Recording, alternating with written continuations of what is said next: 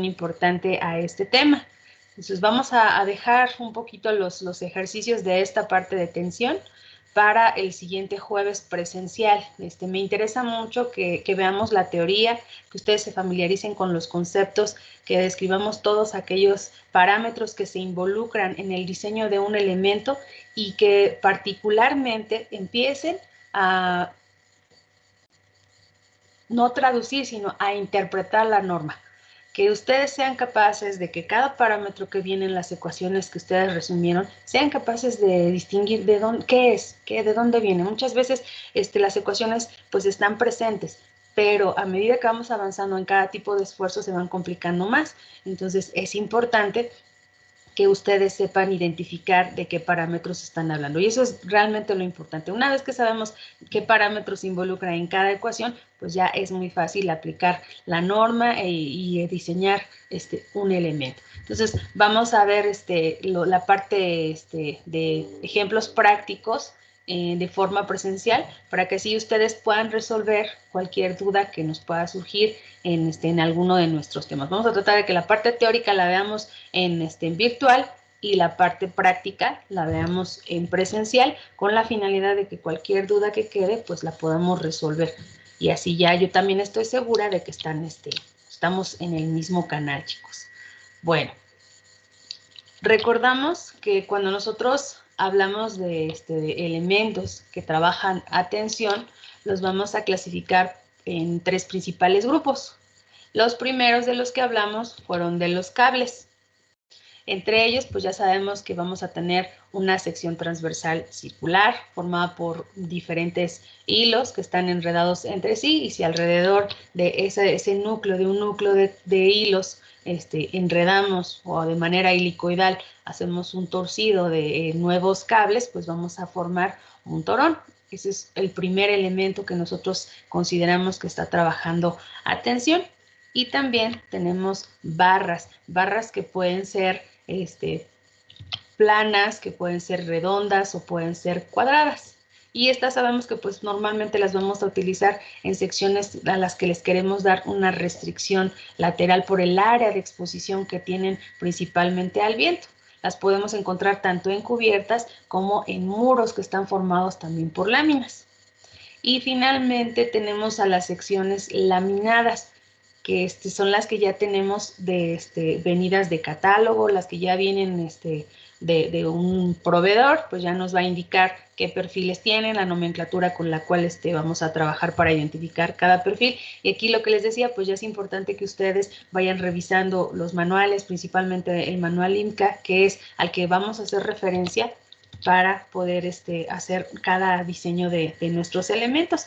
Entonces, aquí es importante esa parte en la que nosotros decimos vamos a identificar cada uno de nuestros perfiles laminados y también aquellos perfiles que están formados o por placas en su totalidad o por perfiles laminados y placas. ¿Cuál es la necesidad que nosotros tenemos de que sea un elemento que trabaja a tensión? Si ustedes se fijan, pues prácticamente cualquier sección nos va a servir, pero tiene que tener un eje longitudinal recto y consideramos, no es completamente necesario, pero es deseable, que la sección transversal es constante. Y por eso decimos que cuando tenemos un elemento que trabaja a tensión, se trata de un miembro de tipo prismático. Para que un elemento nos desarrolle un esfuerzo de tensión, las cargas que están actuando sobre él tienen que actuar a lo largo de su eje centroidal. Esa es una premisa que nosotros siempre suponemos, que cuando identificamos a nuestro elemento, también identificamos el centroide de esa sección transversal y que la carga va a actuar a lo largo de ese eje longitudinal, de tal manera que los esfuerzos que se producen son esfuerzos axiales de tensión, es decir, vamos a tender a alargar el elemento. Entonces, esa definición pues la podemos tener muy presente.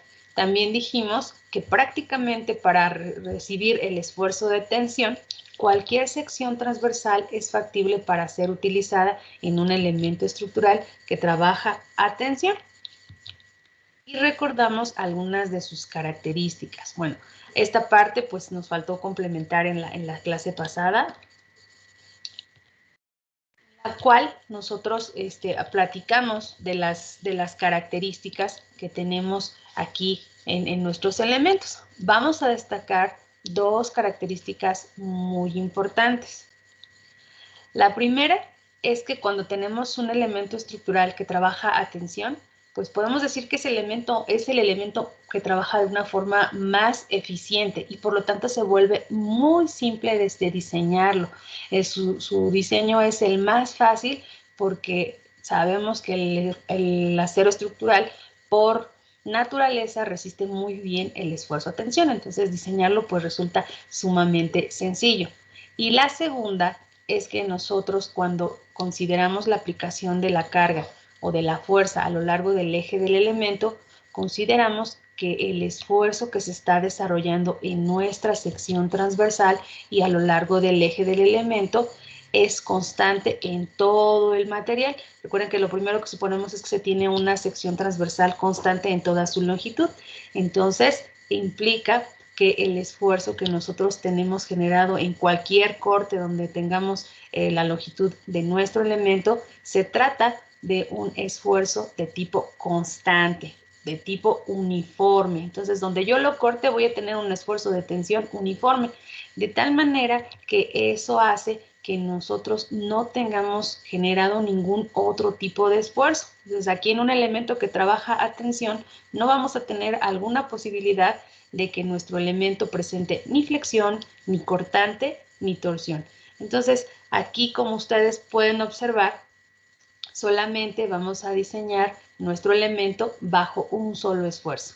Vamos a ver que en otros elementos que van a estar sujetos a otro tipo de cargas que no son axiales, que son ortogonales a su eje o que están ubicados en otra dirección, en este caso, pues vamos a tener la carga a lo largo de su eje. Cuando nosotros tengamos otros elementos que están sometidos a otro tipo de carga, otra posición de carga, estos van a tender a desarrollar otro tipo de esfuerzo. Por ejemplo, la flexión. Pero cuando tenemos esfuerzos de flexión, pues ya estamos desarrollando esfuerzos combinados de tensión con presión. Y cuando eso sucede, hay posibilidades de que el elemento también se tuerza. Y también tenemos que revisar entonces esos estados límite de falla. En este caso no, en tensión es sumamente sencillo. Y así como podemos decir que es muy sencillo diseñar un elemento que trabaja a tensión, pues también vamos a tener ciertas complicaciones. Una de las principales complicaciones que nosotros, con las que nosotros nos vamos a enfrentar es que cuando tenemos que colocar elementos que trabajan a tensión, pues ellos van a trabajar en conjunto con los demás elementos de la estructura. Entonces, cuando nosotros conectamos, ya sabemos que podemos tener conexiones de dos tipos, conexiones de tipo soldadas y conexiones de tipo atornilladas. Esto va a generar, o esta colocación de soldadura o de tornillos, como tenemos en el lado derecho, nos va a generar una excentricidad de carga. ¿Qué quiere decir la excentricidad? Nosotros hablamos de una excentricidad cuando existe una diferencia entre el eje de aplicación de carga y el eje del elemento que resiste esa carga. Entonces, por ejemplo, cuando nosotros diseñamos elementos estructurales a tensión, una de las primeras premisas que dijimos es que la carga pasa a lo largo del eje del elemento. Si tenemos, por ejemplo, este ángulo y suponemos que ahí está su eje neutro de la sección, estamos también suponiendo que la carga axial pasa a lo largo de esa línea. Pero cuando colocamos conexiones atornilladas, y ahorita lo vamos a extender ese concepto, pues estamos colocando o generando una nueva sección transversal en esos puntos donde estamos abocardando, donde se están generando estos huecos, de tal manera que pues vamos a tener un eje diferente de nuestro perfil. Aquí lo puse muy grave la excentricidad, en realidad suelen ser muy pequeñas, pero aquí lo quise poner de esa manera para que fuera gráficamente más visible esta separación que existe entre el eje de aplicación de carga y el eje de absorción de la misma, el eje de respuesta. Esa separación entre estos dos ejes se llama excentricidad. ¿Qué pasa con esta excentricidad? Si yo tengo una carga aplicada en este punto, la respuesta viene en el otro y lo que me genera es una torsión. y yo debo de verificar que pues no exista esa posible torsión en nuestro elemento. Sin embargo, estas situaciones de excentricidades que se pueden presentar de carga en nuestro elemento ya están contempladas en el desarrollo de las normas. Otra complicación de la que nosotros podemos hablar en los perfiles estructurales laminados, sobre todo, es que nosotros consideramos una sección en particular. Habíamos hablado que cuando trabajamos en concreto, pues es muy difícil considerar la suposición de que la estructura o la sección transversal de un elemento se va a mantener uniforme a lo largo de toda su longitud. Es muy difícil porque el proceso constructivo pues así lo obliga, que a veces tengamos secciones que están planteadas en plano de unas dimensiones y luego cuando nosotros las fabricamos pues tengan otra dimensión, tengan una pequeña o incluso una gran diferencia en cuanto a las dimensiones. Cuando estamos trabajando con acero decimos que tenemos secciones muchísimo más uniformes. Entonces podemos considerar una sección que sí es uniforme a lo largo de todo su elemento. Pero eso no implica o no quiere decir que no podamos llegar a tener diferencias en las secciones transversales a lo largo del eje de nuestro elemento o en la dirección ortogonal. Entonces, también tenemos que considerar cualquier deformación de nuestro elemento, ya sea en su longitud, es decir, una flecha vertical, un desplazamiento vertical que tiene que ser muy pequeño, o bien una flecha horizontal que va en su sección transversal.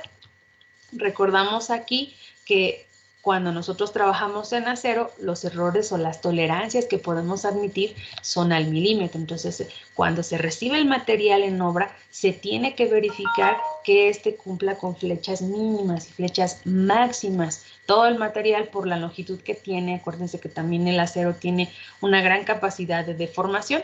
Por lo tanto, pues es imprescindible que verifiquemos que estas flechas que presenta el material de fábrica no representen una complicación cuando se quiera fabricar la estructura o que impida que el eje de aplicación de carga pues esté desfasado y genere nuevamente excentricidades. Esa es otra complicación que nosotros podemos tener cuando desarrollamos el análisis y diseño de estructuras de acero.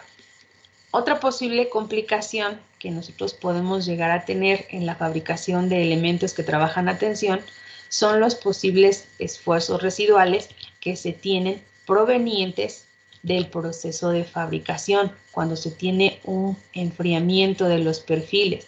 ¿Por qué? Si nosotros vemos este perfil, aquí tenemos que está al rojo vivo, pero en la parte que ya pasó por el rodillo caliente, pues ya se empezó a enfriar. Entonces lo que nosotros estamos teniendo es un enfriamiento que no se da de manera regular.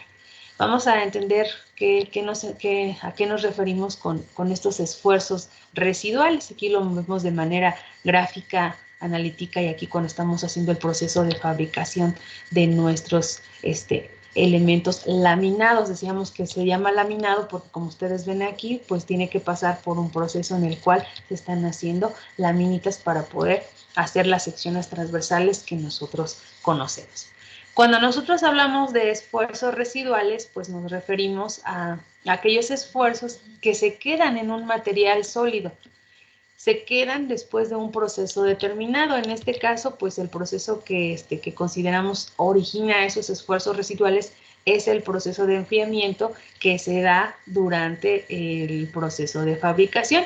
Y bueno, pues estos esfuerzos residuales, si llegan a ser muy grandes, nos pueden ocasionar un comportamiento indeseable en el material, ya que nosotros estamos considerando que en un elemento de tensión, pues todos los esfuerzos que se desarrollan en la sección transversal se encuentran distribuidos de manera uniforme. Entonces, si tenemos esfuerzos residuales, pues esa gráfica que nosotros considerábamos toda derechita, repartida en toda la sección transversal, pues ya no se dan. Es decir, esos esfuerzos residuales provocan una contrariedad en el comportamiento que sería diferente al considerado en nuestra hipótesis inicial. Otro ejemplo de esfuerzos residuales que se presentan en las estructuras de acero es cuando se realizan las conexiones soldadas. El calor de la soldadura puede causar una expansión localizada en algunas partes del elemento. Donde se están conectando, pues se va a empezar a calentar y ese material se puede empezar a expandir. Esa expansión durante el soldado pues va a ser absorbida por el material que se está fundiendo, por la soldadura, o bien por las partes que están siendo soldadas, por el perfil. Pero cuando se termina de realizar el proceso de soldadura y las partes empiezan a enfriar, las partes que están conectándose se empiezan a enfriar, pues no todas se van a enfriar al mismo tiempo. En primera, pues porque si se empieza en un punto pues y se termina en otro, primero se va a enfriar por donde empezamos. Y además, pues no todas se van a contraer también a la misma velocidad. Entonces, esta contracción debida por ese calentamiento y enfriamiento nos va a generar lo que conocemos esfuerzos residuales. Entonces, esto pues ya también las normas ya los tenemos, ya lo tienen considerado, ya son situaciones que consideran para que el diseño que nosotros estemos realizando sea adecuado. ¿Y dónde lo vamos a considerar? Acuérdense que las normas tienen criterios de diseño en los cuales utilizan factores que involucran todas esas condiciones que durante el proceso de fabricación no se pueden controlar o cualquier error humano que no se pueda controlar. Eso no quiere decir que pues, podemos equivocarnos, quiere decir que situaciones como estas en las que podemos tener ahí esfuerzos residuales no las podemos controlar y se deben de considerar. Una complicación más que vamos a considerar también dentro de nuestro diseño es cuando nosotros realizamos conexiones de tipo atornilladas. En este caso, pues sabemos que para poder conectar nuestros elementos se tienen que llevar a cabo perforaciones en las placas. Le vamos a generar agujeros, huecos, hoyos, como ustedes les quieran llamar, perforaciones que le van a generar una concentración de esfuerzos nuevamente diferente a la que estamos suponiendo. Nosotros tenemos un perfil estructural y la premisa es que un elemento que trabaja tensión desarrolla esfuerzos uniformes en toda su sección. Todos son parejitos. Si yo lo miro aquí, mide 10, si lo mido en medio, mide 10, si lo mido al final, mide 10. ¿Qué pasa cuando se genera un hueco en esa sección transversal? Cuando nosotros hacemos eso, en esta parte en la que le estamos quitando el área a nuestro elemento, lo que estamos evitando es que esa distribución de esfuerzos uniforme se logre. Como ya no tenemos área en este punto, pues evidentemente tampoco tenemos quien resista esa tensión en esa zona. De tal suerte que en los puntos cercanos a donde tenemos ese hueco, generamos una gran concentración de esfuerzos. Entonces, ahí en esos puntos, pues se vuelve el esfuerzo mucho mayor que en las partes extremas de nuestro elemento. A donde tenemos los huecos, pues tenemos un esfuerzo mayor y ya no se parece en nada la gráfica que estamos suponiendo inicialmente, en donde tenemos esfuerzos uniformes y después ya tenemos una concentración de esfuerzos que no es uniforme. Entonces, nuevamente, esta situación pues ya es algo que las normas consideran para que lo podamos tomar en cuenta cuando nosotros hacemos perforaciones en nuestros elementos que trabajan a tensión. Finalmente, otra cosa que es importante considerar es el comportamiento del material. Aquí no es precisamente la gráfica de nuestro comportamiento elástico e inelástico del acero, pero es una gráfica que representa a grosso modo 3 zonas importantes en las cuales nosotros tenemos que revisar los elementos que trabajan a tensión y vamos a ver que esta misma gráfica nos va a servir para identificar en qué zona tenemos trabajando nuestro elemento. Nosotros vamos a tener nuestra primera parte donde nuestro esfuerzo es directamente proporcional a nuestra deformación y esa va a ser la zona 1 donde tenemos un comportamiento elástico, donde podemos usar sin problema el módulo de elasticidad del material porque tenemos aquí la gráfica que nos relaciona la pendiente de esa curva es el valor del módulo de elasticidad y siempre que estemos en este rango vamos a considerar que tenemos un comportamiento elástico. Cuando nosotros estamos en esta parte de la gráfica, decimos que no es conveniente porque tenemos deformaciones que no son permanentes, pero no resulta tan conveniente porque nuestros esfuerzos son pequeños. Entonces, si yo me quedo, por ejemplo, en este punto de la gráfica con deformaciones pequeñas, pues también me quedo con un esfuerzo muy pequeño. A medida que voy avanzando en esta curva, pues llego hasta un máximo de valor de resistencia que puedo considerar como el punto máximo porque es donde estoy tomando mi valor de esfuerzo de fluencia. Entonces, lo ideal es que yo haga fluir mi material y que yo me encuentre en la zona de la gráfica de esfuerzo de formación que yo denomino como número 2, donde yo tengo un comportamiento parcialmente plástico y donde yo tengo un flujo plástico restringido. Si yo tengo un comportamiento plástico, las deformaciones van a ser permanentes, pero no van a ser muy grandes, como si aquí va a ser algo restringido, a tal punto que yo puedo lograr una máxima resistencia. Entonces, si yo me coloco en esta zona de la gráfica, pues ya estoy en unas resistencias muchísimo mayores que las que yo puedo alcanzar en un comportamiento elástico. Entonces, en la mayoría de los esfuerzos que desarrolla un elemento que trabaja tensión, es deseable que su comportamiento se encuentre parcialmente plástico.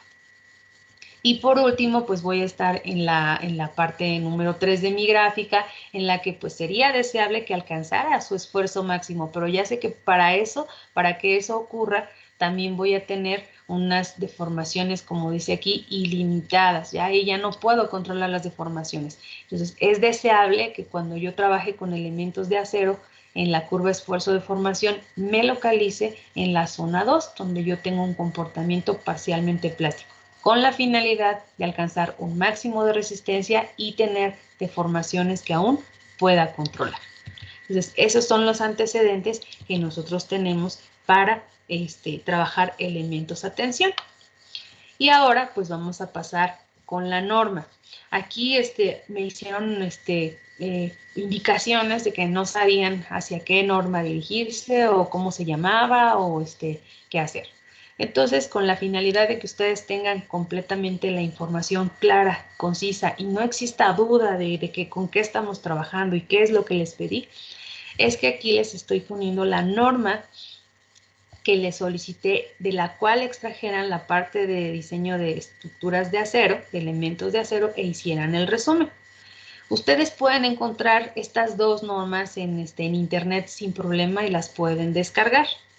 Aquí a la que vamos a hacer referencia es la especificación ANSI ISC 36010. Este es el nombre con el que nosotros vamos a trabajar a la norma del ISC, pero está traducida al español. Aquí lo dice versión en español. Ustedes la pueden encontrar de cualquier fabricante.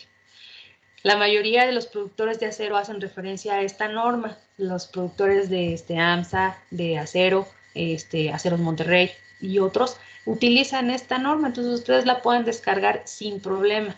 Me decían también que si era necesario que la imprimieran. No es necesario que impriman todo el documento, pero sí es deseable que impriman, a lo mejor por partes, los capítulos que vamos a necesitar para hacer el diseño de cada elemento. A lo mejor la parte donde vienen ya desplegados todos los perfiles, sí lo pueden consultar en su teléfono para que podamos buscar una sección adecuada para resistir cada esfuerzo. Pero las partes donde nosotros tenemos que interpretar la norma, sí es deseable para que ustedes puedan hacer notas ahí y indicar de qué se trata cada uno de los parámetros. O bien pueden hacer uso del manual de la construcción en acero, del manual IMCA en su 5ª edición. Ya está disponible la 6ª edición, pero está muy cara, entonces yo les sugiero que hagan uso también de esta 5ª edición. También la pueden descargar de internet y tener a la mano cualquiera de las dos. ¿Cuál va a ser la principal diferencia? La principal diferencia que vamos a encontrar va a ser la nomenclatura. Por ejemplo, en la del ISC dice diseño de miembros en tracción, mientras que en el manual IMCA dice miembros en tensión. Si nosotros revisamos el capítulo sobre el cual ustedes hicieron el resumen, vamos a encontrar completa coincidencia entre cada uno de ellos en cuanto a la numeración de capítulos, a la numeración de ecuaciones. Y entonces nada más hay que hacer referencia pues a la nomenclatura que usamos. Aquí vamos a decir que es tracción y acá vamos a decir que es tensión. Aquí vamos a decir, por ejemplo, bielas y acá vamos a decir barras de ojo. Entonces pueden usar cualquiera de las dos sin problema. Por otro lado, pues en cuanto veamos las ecuaciones, también vamos a tener cierta diferencia únicamente en la nomenclatura. Si nosotros hablamos de resistencia a tracción, en el ISC, por ejemplo, este es del proveedor de Alacero. En este caso, pues nos marca una ecuación que dice que es Φ1 por Pn. ¿A qué se refiere? A la resistencia admisible en tracción cuando es Pn y a la resistencia de diseño cuando es, a la resistencia de diseño cuando es Φ1 por Pn o a la resistencia admisible cuando es Pn entre omega. ¿Por qué hace la diferencia? Porque recordamos que estamos trabajando con dos criterios de diseño, LRFD o bien ASD. Entonces, aquí lo marca la resistencia de diseño nominal como PN, mientras que en el manual LIMCA viene exactamente lo mismo, si la resistencia de diseño es Φt por Rn y la resistencia admisible es Rn entre omega T.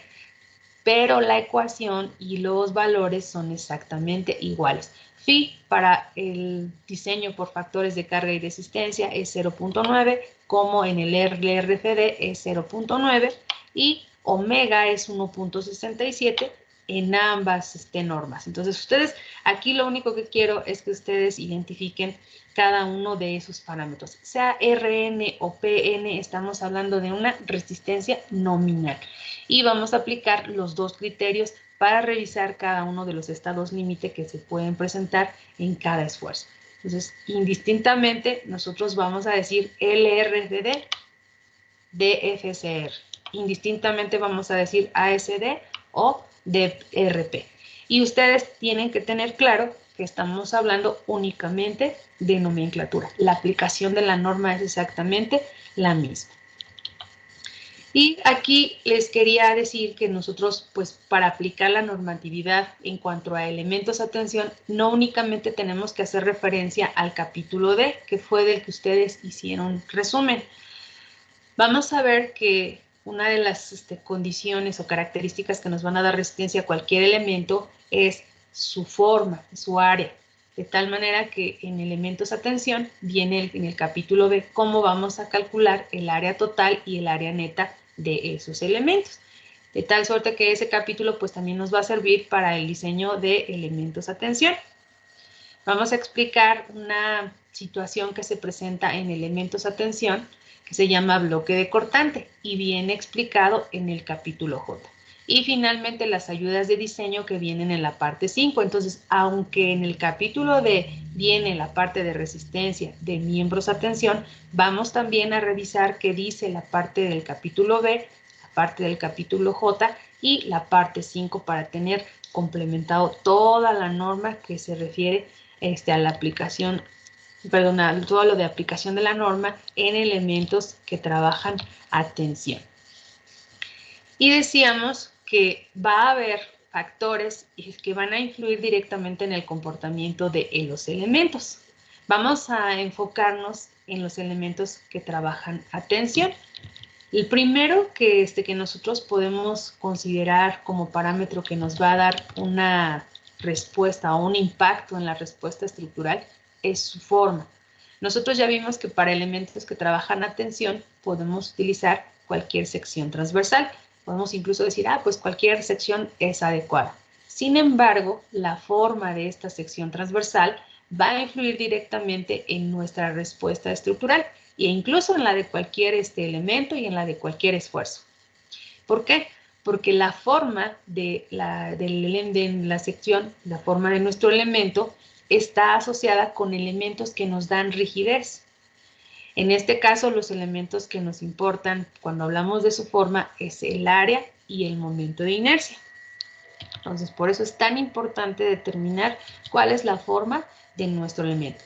Particularmente en tensión, cualquier sección transversal nos sirve, pero es importante saber o establecer que esa forma nos va a responder de manera diferente si ponemos un ángulo, si ponemos una sección y si ponemos un canal. Entonces, ¿por qué? Porque su área y su momento de inercia son los responsables de darnos rigidez.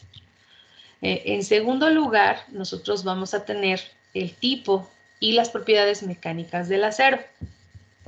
Ustedes ya tienen la tabla en la que está clasificado el acero en función de la cantidad de carbono, en función de la aleación, en función del proceso de fabricación, con el cual, a partir de los criterios que establece la ASTM, se encuentra clasificado el acero.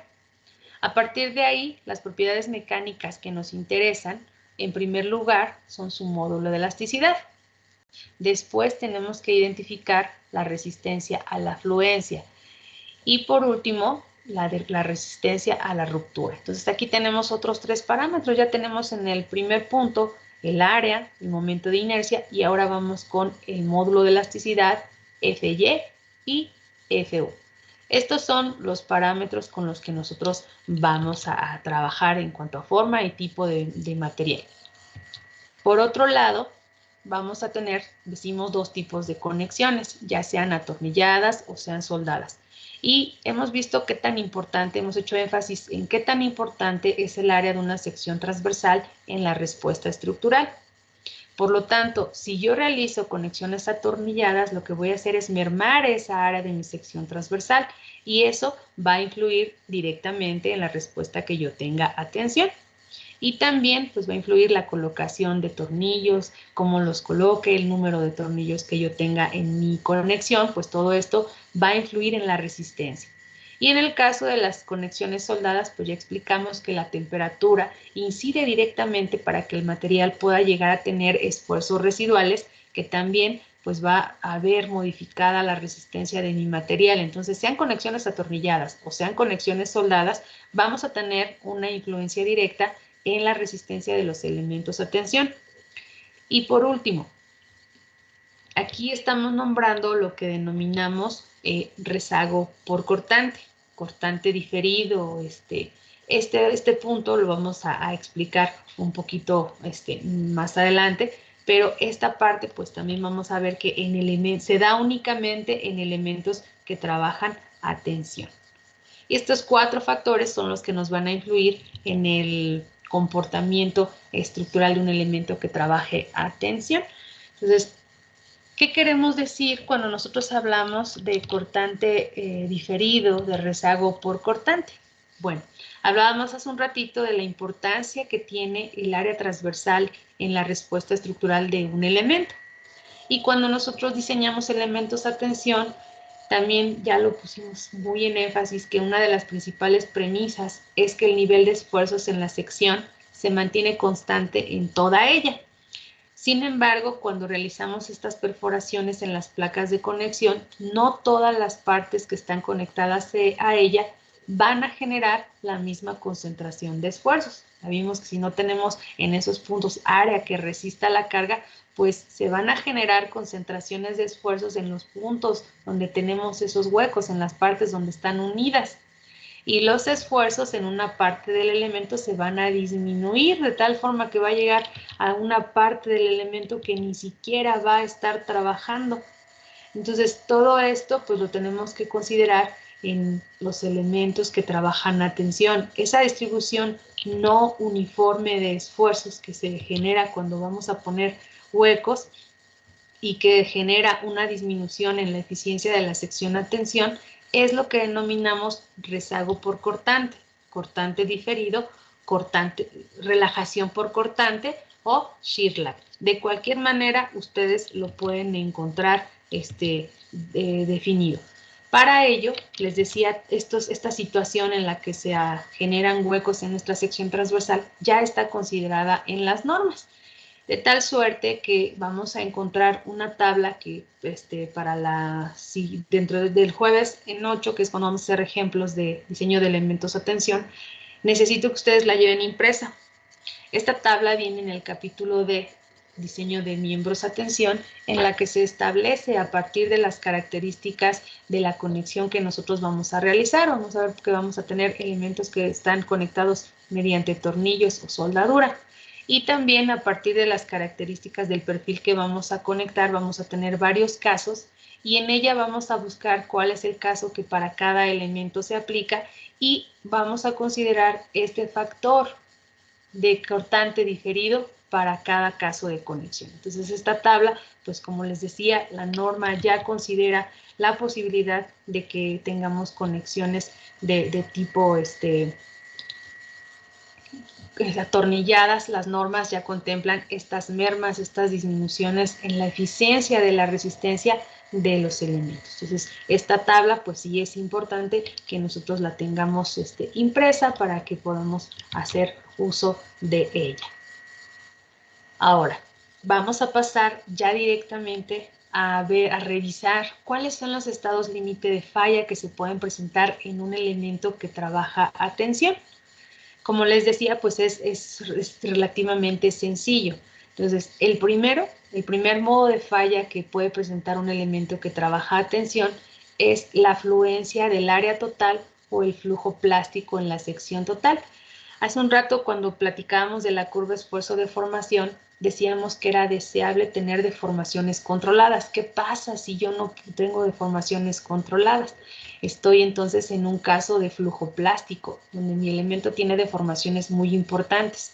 Cuando eso sucede, pues si yo empiezo a jalar mi material de la parte pues donde está conectada, evidentemente va a tener la respuesta. Si yo empiezo a jalar mi material, pues hay una parte donde se va a empezar a deformar tanto que la sección se va a tender a ser incluso pues más esbelta, más flaquita.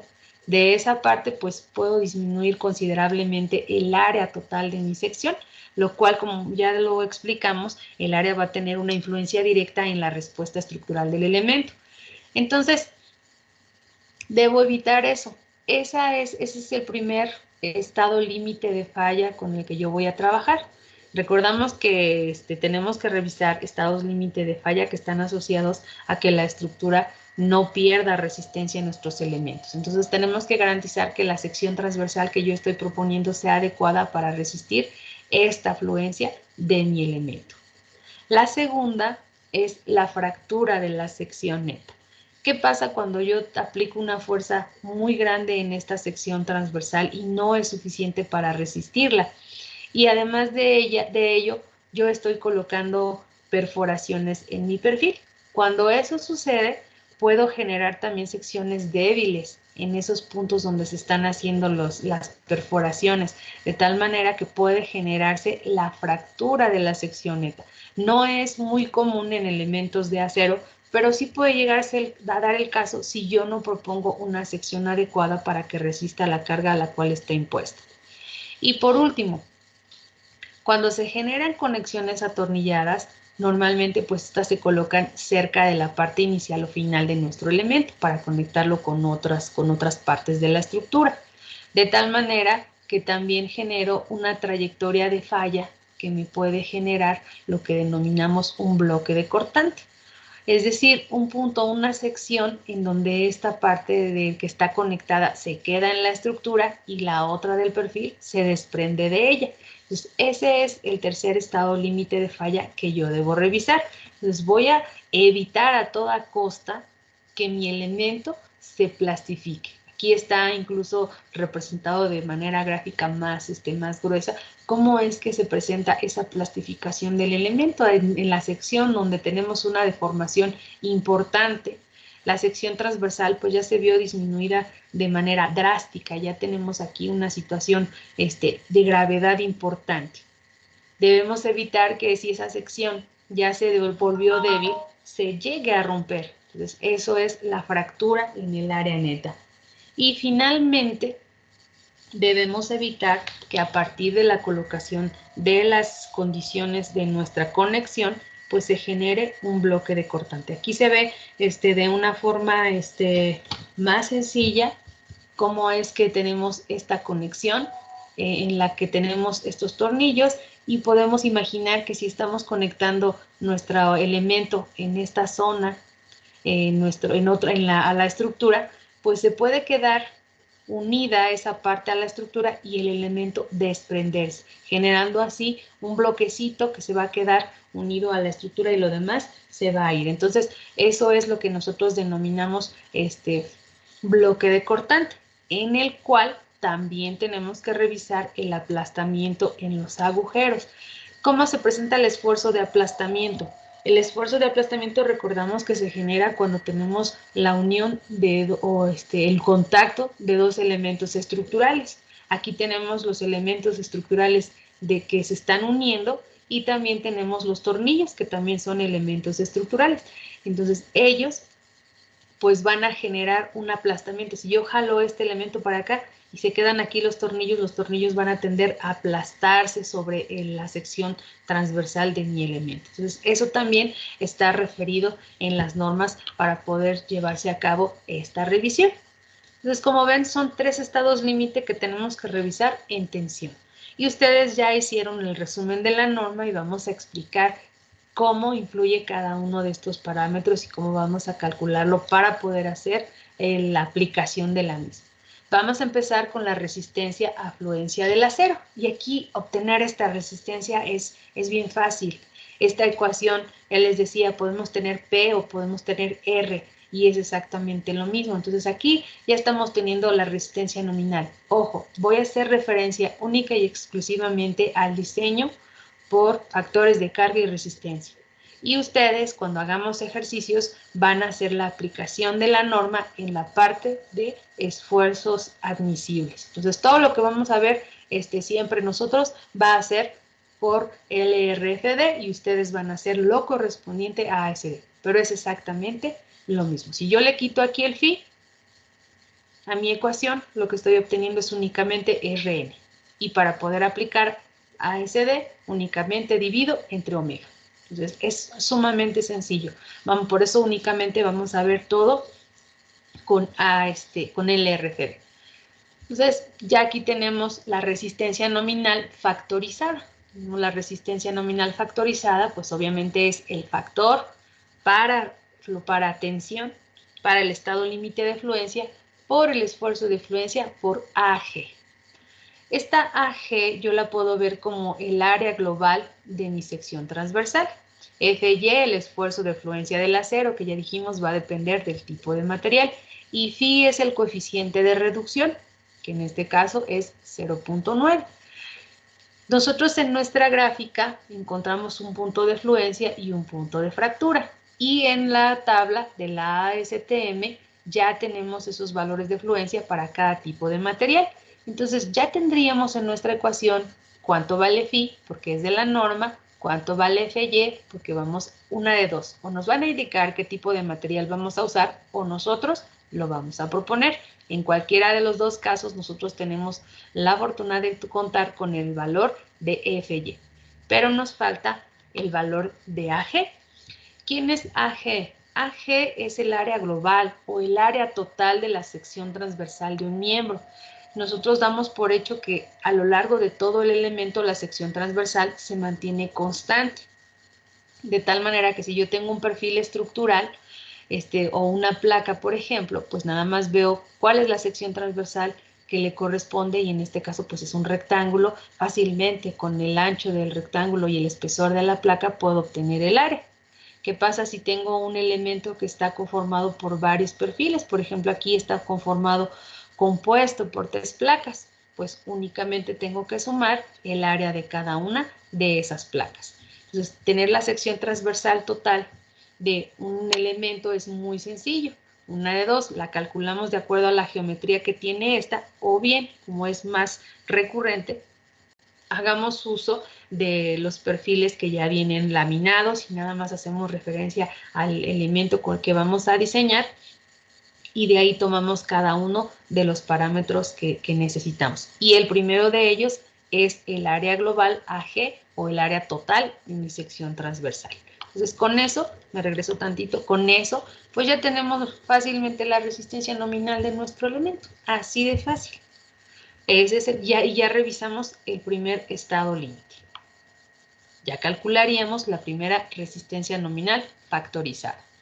Vamos con la resistencia a la ruptura del acero. Aquí pues ya es un poquito más elaborado la manera en la cual vamos a obtener la resistencia a la ruptura del acero. Dijimos que esta posibilidad se presenta cuando nosotros tenemos ya considerada la conexión de nuestro elemento con las demás partes de la estructura. Entonces va a depender de si está conectada con soldadura o está conectada con tornillos. Entonces, nuestra ecuación dice que ya la resistencia nominal factorizada Rn es igual a precisamente ahora el factor para ruptura por Fu. Como ya estamos revisando el estado límite de fractura, en nuestra curva esfuerzo-deformación, pues ya nos pasamos al límite de resistencia de nuestro elemento y dijimos que tenemos que evitar eso, ¿verdad? No tenemos que llegar a este punto y todos estos factores pues nos hacen que no lleguemos a él, pero debemos considerar que puede resistir como máximo este esfuerzo de ruptura, es decir, el límite al cual podemos hacer uso de nuestro material antes de que este falle. Entonces, Fu es un valor que nosotros también ya conocemos. Y después tenemos AN y U.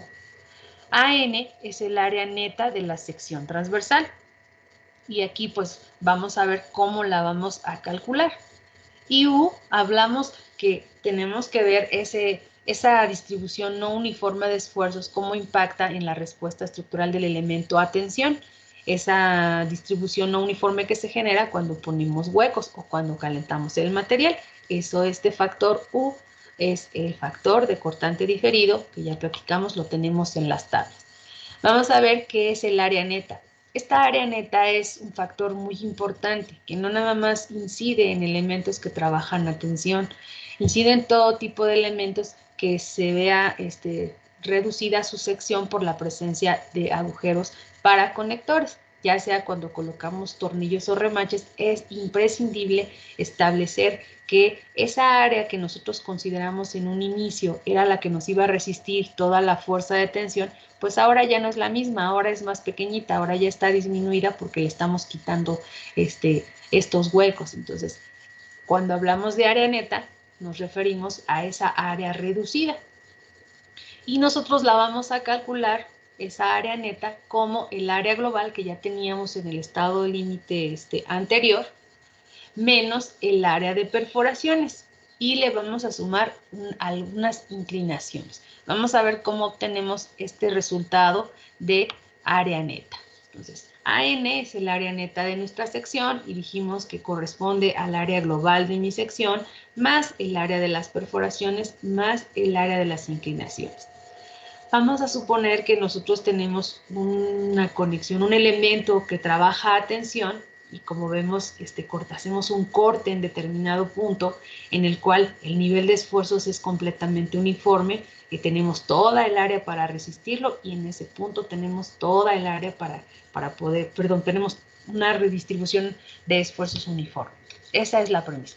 ¿Qué pasa cuando a medida de que yo voy teniendo estas perforaciones que se generan aquí, yo voy cambiando esas secciones transversales donde estoy haciendo los cortes?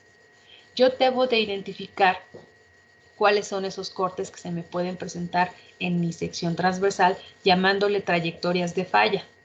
¿Qué pasa si mi elemento, por esta generación de agujeros, tiende a cortarse por este punto, así por esta línea roja número 1? Yo voy a tener una generación de una sección transversal en la cual estoy quitando esta parte del primer agujero, esta parte del segundo, y ahora quien me resiste el esfuerzo de tensión pues son nada más estos pedacitos de área. Entonces aquí se vuelve una sección crítica. Por eso es importante determinar esas trayectorias de falla. ¿Para qué? Para que yo identifique también cuáles secciones transversales se vuelven críticas para resistir mi esfuerzo de tensión. Entonces aquí ya esto que está en rojo, sombreado, son las áreas que nosotros le estamos quitando. Pero también identifico que por la posición que tienen mis tornillos, yo puedo generar otra trayectoria de falla en la cual empiezo en la parte superior, puedo generar esta diagonal y nuevamente bajar para terminar ese corte. De tal manera que pues ya no tengo nada más estos 3 pedacitos de área para resistir, sino que ahora tengo una parte superior, una parte inclinada y otra parte inferior. Entonces, si yo comparo estas dos áreas, tengo que determinar ¿Cuál de las dos es crítica? ¿Cuál de las dos secciones sería crítica? La que me represente una menor área para resistir mi esfuerzo de tensión. Entonces, ¿cómo voy a calcular mi área neta? Al área global que yo tengo, que es al área que ya vimos vamos a obtener de acuerdo a la sección transversal que tenga o al perfil que me marque el área que venga en el manual, este valor ya lo conozco. A esa área yo le voy a restar el número de perforaciones, que es este número n, este gato n, me representa el número de perforaciones en la trayectoria que yo esté identificando. Esto lo voy a hacer para cada trayectoria de falla. Por ejemplo, en el primer caso tengo 2 perforaciones, entonces aquí tendría 2 por el diámetro efectivo. Y el diámetro efectivo no es el diámetro del tornillo. No es el diámetro del tornillo, sino que a ese diámetro del tornillo, del perno, le vamos a aumentar 3.2 milímetros. Luego lo voy a multiplicar por el espesor que yo tengo de mi elemento donde lo estoy conectando. ¿Por qué? Porque recuerden que le voy a quitar este pedacito de área. Entonces le voy a quitar esta área, este cuadrito más este cuadrito, pues es 2 veces el espesor por el diámetro, que son estos 2 cuadritos que yo le estoy quitando. Con eso ya tendría para la primera trayectoria, pero si yo tengo inclinaciones en las trayectorias de falla, pues aquí no le estoy restando, esta área se la voy a sumar. Entonces le voy a sumar el número de inclinaciones, por ejemplo para la trayectoria número 2 sería una inclinación y lo voy a multiplicar por un valor S. Ese va a ser la relación que exista entre los dos agujeros, la separación que yo exista entre los agujeros de manera horizontal. Entonces, por ejemplo, aquí estoy suponiendo que todos mis agujeros están separados a la misma distancia, pero si yo tuviera separaciones diferentes entre los agujeros, tendría que considerar esta separación S, que se denomina paso para cada trayectoria, e identificar cuál es la trayectoria que me genera un área crítica. Entonces, ese va al cuadrado y lo voy a dividir entre 4 veces la distancia ahora en vertical entre los agujeros, la cual se llama G y es el gramil. Entonces, el gramil pues me representa la separación vertical entre agujeros donde se genera cada inclinación y nuevamente lo multiplico por el espesor para que me dé este pedacito. Porque si ustedes se fijan, lo único que estoy haciendo es aplicar el teorema de Pitágoras para obtener esta inclinación y lo multiplico por t porque quiero este rectangulito de área. Entonces, en todas mis cálculos de área neta, al área global le voy a restar el área que se genera al momento de hacer esas perforaciones. ¿Por qué es que yo tengo que considerar un diámetro mayor al diámetro de mis tornillos cuando yo realizo perforaciones? Bueno, cuando yo realizo perforaciones, estas las voy a hacer con un punzón, con un taladro, con un equipo especializado para realizar esos huecos. Sin embargo, yo tengo que dejar una holgura. ¿Para qué? Para que cuando yo pueda hacer las conexiones en obra, estas se puedan realizar sin problema. Entonces, ¿qué pasa si, por ejemplo, yo tengo un diámetro de tornillo de media pulgada y el hueco lo dejo exactamente de media pulgada? Cuando yo quiera conectar, pues eso me va a costar trabajo, va a ser difícil que yo pueda hacer esa conexión. Entonces, lo que yo hago es a ese diámetro del tornillo le voy a sumar 1.6 milímetros con la finalidad de que yo tenga una holgura para poder hacer esa conexión. Y por otro lado, cuando se realiza el punzonamiento, no quedan los agujeros exactamente del tamaño que yo los estoy solicitando. A lo mejor si dije, pues si son de media, ahora le voy a sumar 16 milímetros y ya con eso es suficiente para que hagan el hueco.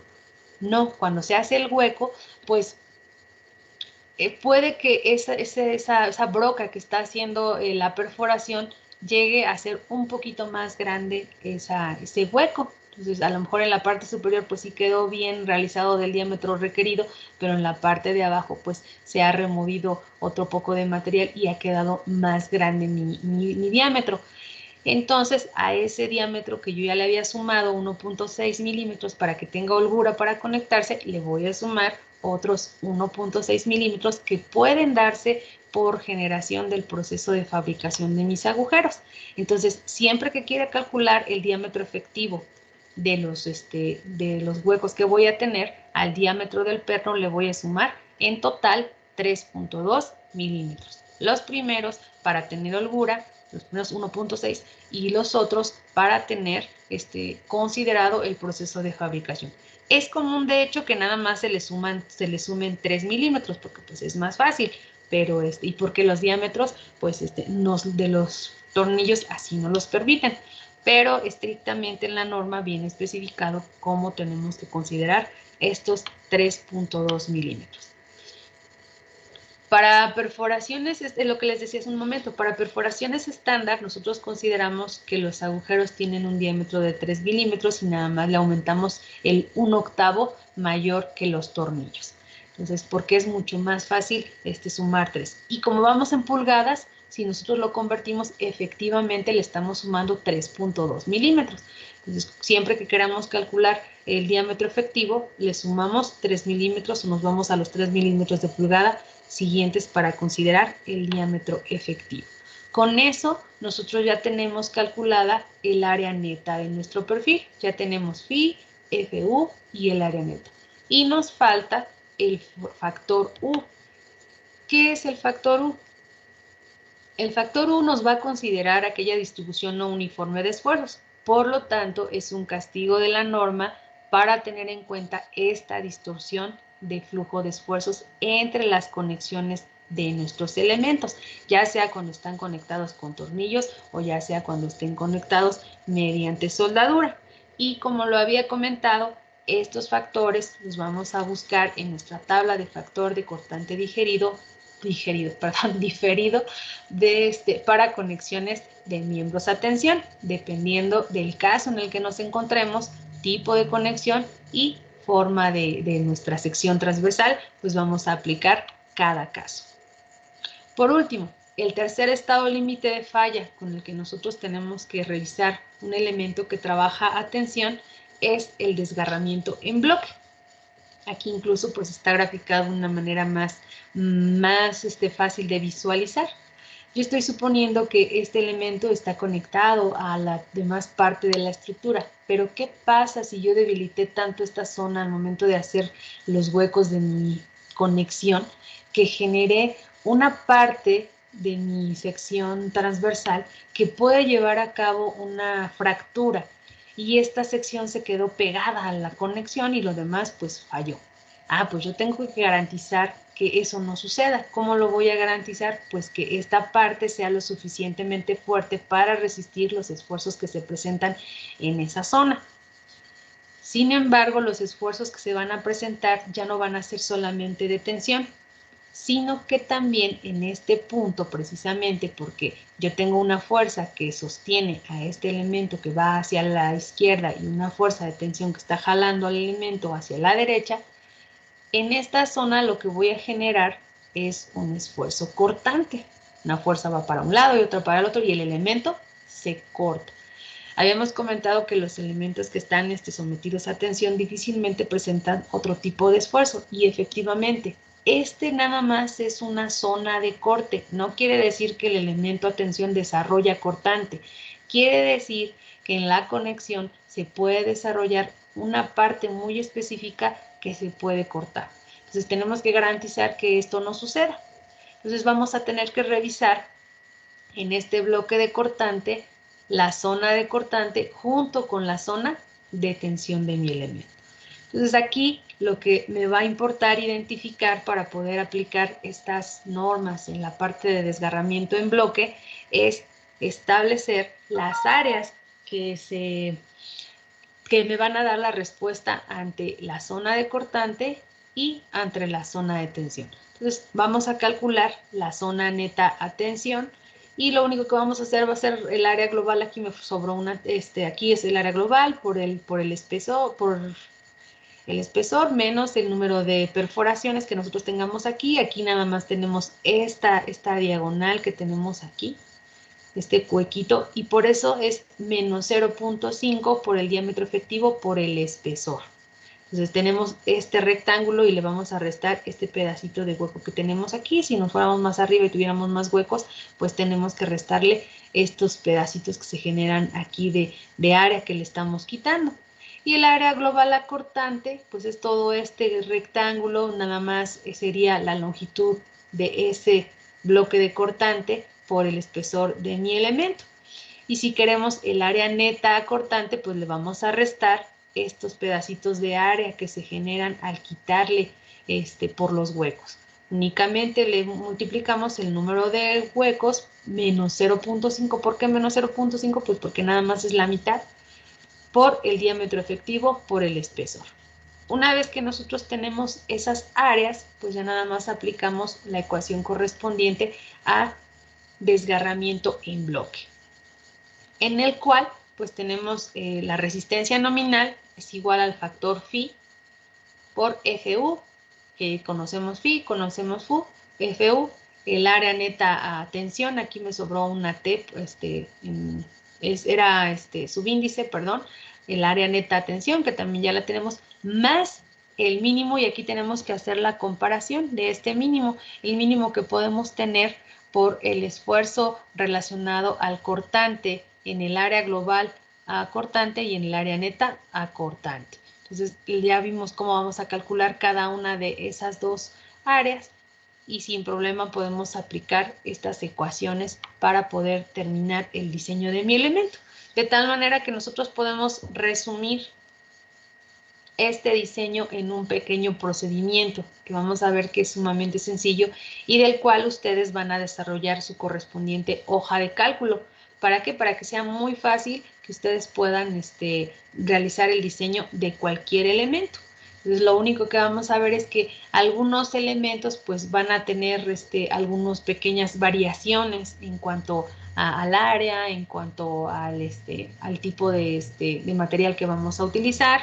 Si la conexión es soldada o atornillada, es donde tenemos que tener más cuidado porque el factor U sí lo tenemos que buscar de la tabla, pero prácticamente pues es el proceso que nosotros vamos a utilizar para desarrollar el diseño de un elemento que trabaja a tensión. Nosotros vamos a partir de valores que ya conocemos. Aquí me faltó ponerles el más importante. Nosotros vamos a partir del resultado del análisis estructural. Hay ocasiones en las que solamente queremos conocer la resistencia de un elemento, entonces podemos aplicar este procedimiento, pero hay ocasiones en las que tenemos que proponer un elemento que resista cierta carga o esfuerzo en particular. Entonces tenemos que partir de ahí para obtener la resistencia de diseño, es decir, cuál es el valor factorizado de resistencia que tiene que aguantar el elemento. Y lo tenemos que comparar con el factor aplicado a la resistencia nominal. De esa manera podemos decir que nuestro elemento resiste o no, o es adecuado o no. Entonces aquí en el procedimiento de diseño, pues yo creo que antecedería en primer lugar los resultados del análisis estructural, donde yo conozco el valor de la carga o del esfuerzo que tiene que resistir mi elemento. Entonces, partiendo de ello, pues ya puedo hacer todo el procedimiento para comparar. Yo, como les decía, voy a proponer o voy a, o de acuerdo a los datos que yo conozca, puedo tener los valores de esfuerzo, de fluencia y de ruptura de acuerdo al tipo de material.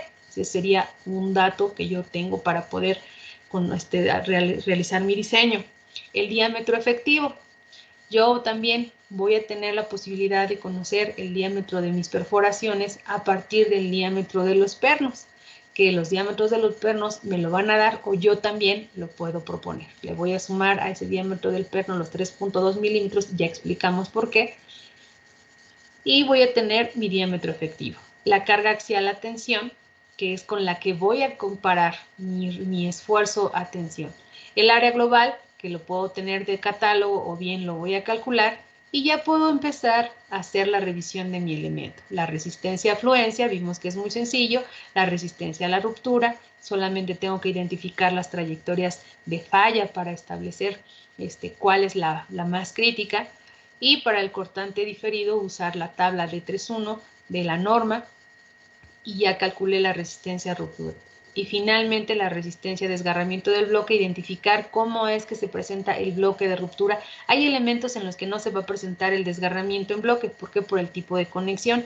Entonces, con que yo revise fluencia y ruptura es más que suficiente. Pero si hay posibilidades de que se presente el desgarramiento en bloque, ya vimos cómo calcular el área global acortante y el área neta acortante para poder hacer esta comparación. Una vez que yo tengo las tres resistencias nominales factorizadas, me tocaría ya comparar con esa resistencia actuante en mi elemento y decidir si la sección que estoy proponiendo, la sección que estoy diseñando, es adecuada para resistir ese esfuerzo o no. Y con eso pues ya tendría todo la teoría para poder realizar diseño de elementos. Atención, chicos. Entonces, con eso les voy a pedir que hagan su apunte correspondiente de esta clase. Por ahí hay algunos que pues nada más anotan lo que, lo que dicen las láminas, y ya si se dan cuenta, pues muchas veces yo no pongo mucho texto en las láminas. Les explico más de lo que, en realidad les puedo presentar en la pantalla. Finalmente creo que lo que viene en la pantalla pues son, por ejemplo, las ecuaciones, son gráficos que ayudan a interpretar lo que les estoy explicando. Entonces, la finalidad de eso es la grabación. Yo no empecé a grabar, me di cuenta que alguien lo empezó, se los agradezco. Saben que no tengo problema por eso, al contrario, creo que el material queda disponible no nada más para ustedes, también para mí. Yo también reviso mis grabaciones, a veces veo, me gusta porque veo en lo que me equivoco, cuando me trabo, cuando a veces sí me puedo llegar a equivocar, entonces me gusta revisarlas. Y la finalidad es que ustedes pues la tengan disponible para que puedan hacer su apunte. Y ahorita pues ya terminamos la sesión. Tienen tiempo suficiente para poder empezar a hacerlo, chicos. No lo hagan a la mera hora y también no lo hagan nada más por entregar. Ya vieron que cuando tienen bien sus apuntes, yo les voy dando 2 firmas. Y al final de semestre, los apuntes también van a ser parte de su calificación. Entonces, no me los hagan mal. No es para mí. Yo creo que esto, creo fervientemente que a los que se van a dedicar al área de estructuras les va a servir. Yo desafortunadamente en la parte de estructuras, particularmente